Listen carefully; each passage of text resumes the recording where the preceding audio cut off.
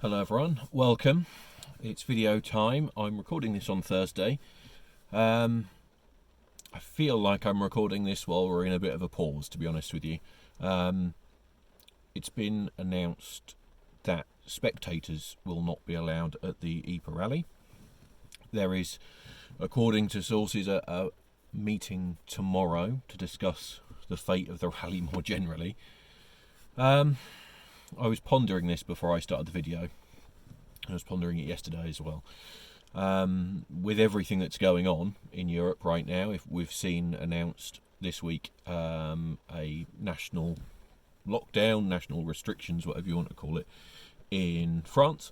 We've seen similar announced in Germany, and if you know your European geography, which I hope you do, both of those countries are either side of Belgium. Belgium itself has a high infection rate. I think it might be the highest infection rate. I don't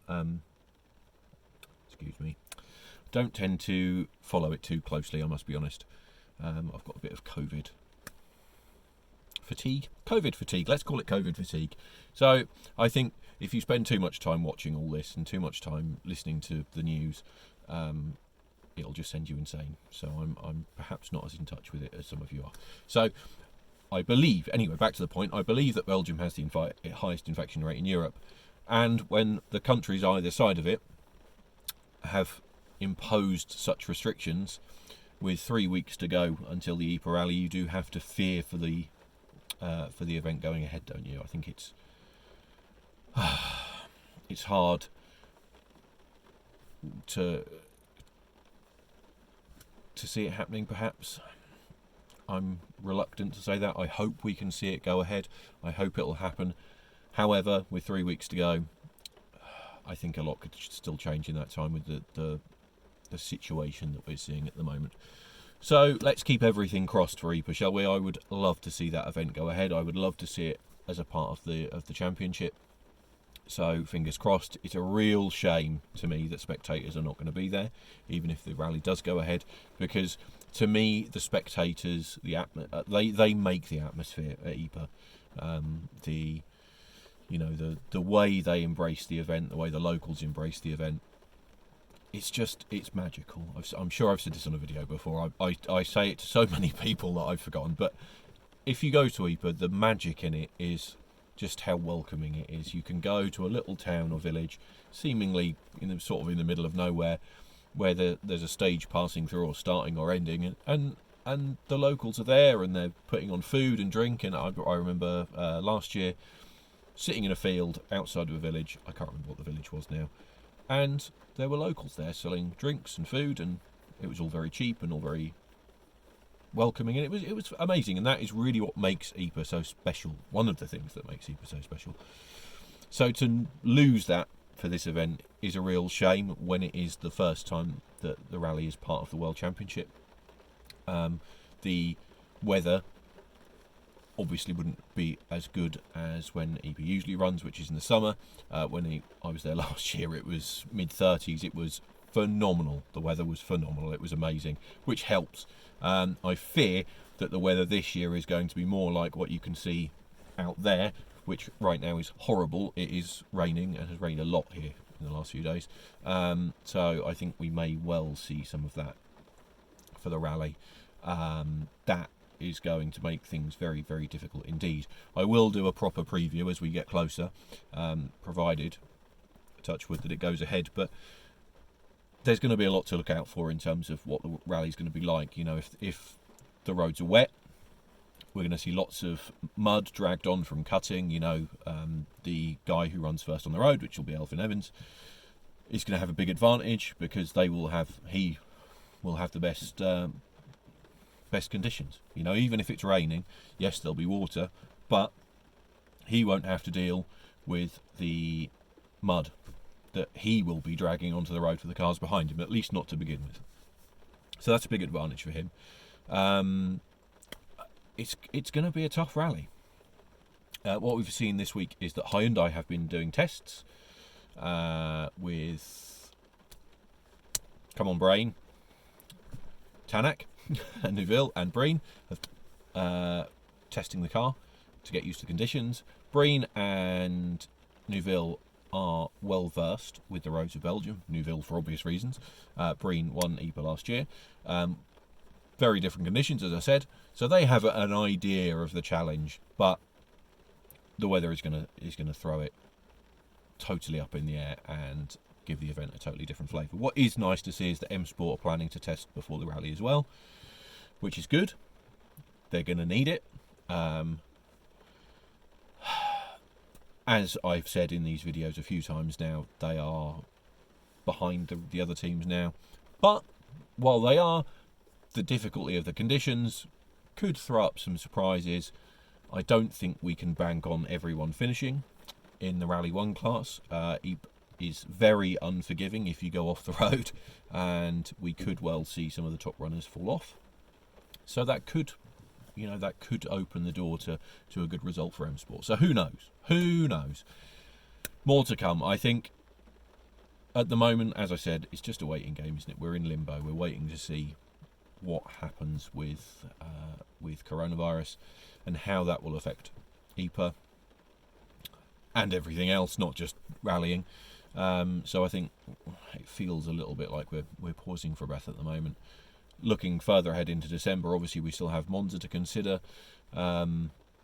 Hopefully that will continue as well.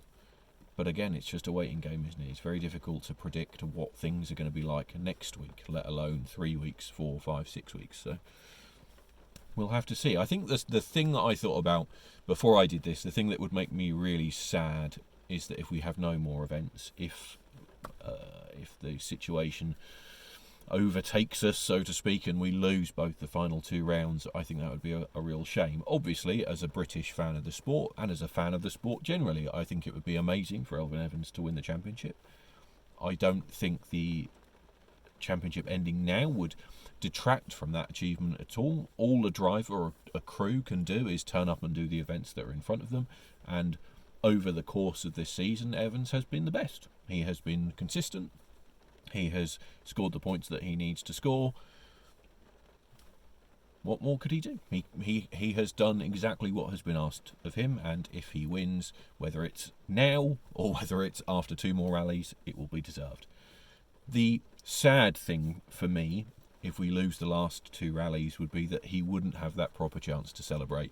If he'd been crowned in Sardinia, as there was talk that he could have been before Monza was added to the calendar, that would have been a chance to celebrate, wouldn't it? To get to the end of that rally, to jump up on the roof of the car and know that you're world champion is a huge part of it. To be crowned world champion, sitting at home because the last 2 rallies have been cancelled, would be disappointing, wouldn't it? It would. Obviously, he would be happy and he would still celebrate, but to not have that moment in the limelight would be a real shame. But hopefully at least one of the rallies will go ahead. Right now I am concerned, really concerned for Ypres, but fingers crossed, I suppose. In other news, I talked a bit about Hyundai last week, didn't I? And I touched on the new Rally 2 car, which looks very good. I don't want to talk too much about Hyundai again, but I am excited to see what that looks like. We won't see it until next year in homologation terms, but hopefully we'll see it start to do some running soon, and hopefully we'll see some other cars from them. There is talk of a Rally 3 car and a Rally 4 car, which would be really good. I think we need more in those categories. Obviously we need more Rally 3 cars, especially because at the moment the only one we're seeing testing is the Ford. So there's lots to come there. I just want to touch on Toyota quickly because not really rallying, but we did see the GR Yaris road car at the Goodwood Speedweek event, which was being used as a demo, kind of warm up to the rally demonstration. Always good to see rally cars on the television, of course, especially when it's live, as it was in the UK. And the event was streamed online, which was really good. It was good to see the Toyotas there and that kind of link between the current WRC and the and the past and the historic scene that we get through Goodwood. So that was really good. There's also been some pictures of a more extreme version of that car testing at the Nürburgring, which I think is a bit strange. If I was already on the books for a GR Yaris. I think I would be a little bit annoyed if they're going to do a more extreme version, but there seems to be a bit of debate about what that car actually is, so time will tell. On Goodwood, though, there's a couple of things there. Rishi H did a really good job there, didn't he? Fastest rally car there all weekend, which I thought was very impressive. So he did a great job. As I say, I'm pleased to see that it got some coverage. That it was televised live, which was really good. There were some lovely cars there. This is going to be unpopular with some people, I know, but I do find myself yawning a little bit at our obsession with Group B.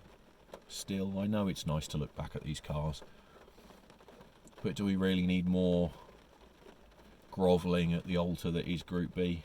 I don't know if we do, really, do we? I think we should probably be celebrating what we've got now a bit more, rather than thinking about what happened over 30 years ago. But there it is. That is the way that motorsport often does things. My only disappointment with that a little bit really was that the coverage, while it was good that it was live, I don't think we really got to see enough of the action. I think it would have been nice if they'd perhaps been able to spread it out a little bit more and have each car running through the timed stage individually, so that we could see each car do its full run, because it was a very short stage and it felt like we missed a bit of the action there. But it is what it is. It totally away from rallying, but still on Goodwood. I think the most impressive thing for me from Goodwood Speedweek was actually the timed shootout around the track for race cars.